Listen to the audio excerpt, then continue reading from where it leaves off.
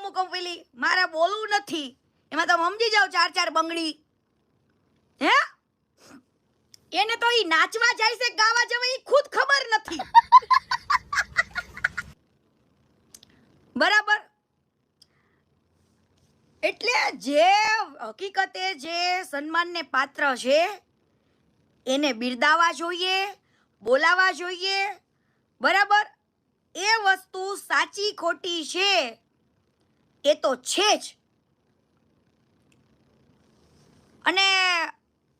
મારે છે ને મમતા સોનીને પણ 2 શબ્દ કહેવા છે ઈ બેને અમારા સુરેન્દ્રનગરમાં ઠુમકા લગાવ્યા મમતા સોનીને કઈ વિક્રમ ઠાકોરના લીધે તું ફેમસ છું ને તને કોઈ ઓળખે છે મમતા સોની તને ઓળખે છે હવે મમતા સોનીનું મારે એક રેકોર્ડિંગ સાંભળો બેને અનફોલો કરી મને હવે કયા કારણોસર કરી ઓલા ભંગારને મળી હશે ને ભંગારે અનફોલો કરાવડાવી સમજો તો એને મેં કીધું કે ભાઈ મને અનફોલો અને મેં તને ફોલો નહોતી કરવાની કીધી આ સુરેન્દ્રનગરમાં આવી હતી ને વખાણ તે મારા કર્યા હતા અને તે મને ફોલો કરી હતી હવે વિક્રમ ઠાકોરના લીધે તું ઓળખાસ હે માર્કેટમાં અને ગામો ગામ જઈને તારે નાચ કરવા છે આમ જો હવે પહેલાનું રેકોર્ડિંગ સાંભળો એ રેકોર્ડિંગ મેં શું કહે છે મને ખાલી સાંભળજો અરે ડિયર એમાં એવું છે કે મારે છે ને હું કન્ટેન્ટ તારા જે હોય છે થોડાક ઓફ ટ્રેક હોય છે અને હું જનરલી બહુ સોશિયલ મીડિયા જોતી નથી તો હું ક્યારે બી ઓપન કરું તો એક ટાઈપનું હવે તમારું એક વાઇબ્રેશન ચેન્જ થઈ જાય છે એ જ રીઝન છે બાકી નો પર્સનલ ઇશ્યુ વિથ યુ અરે ડિયર એમાં એવું છે કે મારે છે ને હું કન્ટેન્ટ તારા જે હોય છે થોડાક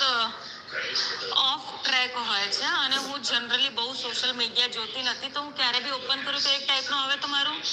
એક વાઇબ્રેશન ચેન્જ થઈ જાય છે એ જ રીઝન છે બાકી નો બોલો ઇશ્યુ વિથ યુ આને મને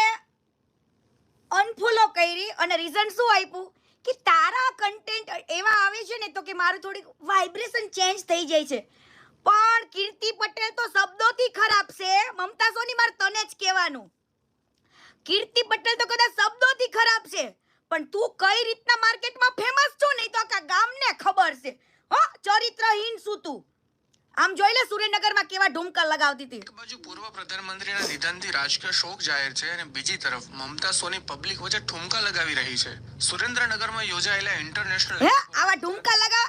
તું તો નાચવા જાસ હે 15,000 માં નાચવા જાસ તો બેનને મારે ખાલી એટલું કહેવું છે કે તમને મારા કન્ટેન્ટથી પ્રોબ્લેમ આવ્યો મેં તમને ફોલો નહોતા કર્યા અને તમને ખબર નહીં કોકે કંઈક કીધું એટલે અનફોલો કર્યા પણ તમારા જેવા ઢુમકા અમે ચરિત્રહીન નથી તમે માર્કેટની અંદર કેવા ફેમસ છો ને 15,000 રૂપિયામાં એ આખા ગામને ખબર છે હા એટલે મારા હું તો કન્ટેન્ટ અને મારા શબ્દોથી કદાચ ખરાબ હશું નહીં એના માટે કે જેને મને ખરાબ બોલ્યો છે એના માટે બાકી તારા જેમ ચરિત્રહીન તો નથી જ